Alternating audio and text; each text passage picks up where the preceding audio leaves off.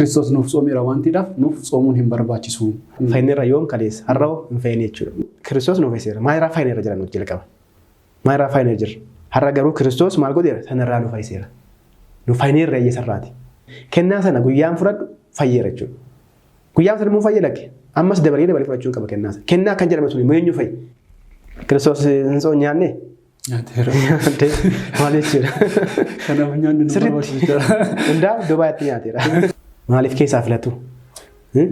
Maaliif filatu keessaa maaliif? Sirrii mana kana malee Kiristoos yeroo waan ture nagoon kana matoo isaa agarsiisuudhaaf kadhatee ture. Eeyyee. Dekkastee kadhannaanis nu barbaachisu. Waaqoo isaa yabbisu. Kadhachuu qaba laa jara kadhatee ture miti ree? Maaf nuuf kadhatan? Bakka kadhachuu qaban jiru inni kun. Maayirraa keetidha manni kiristaanaa keenya kun sooma torba taasiste.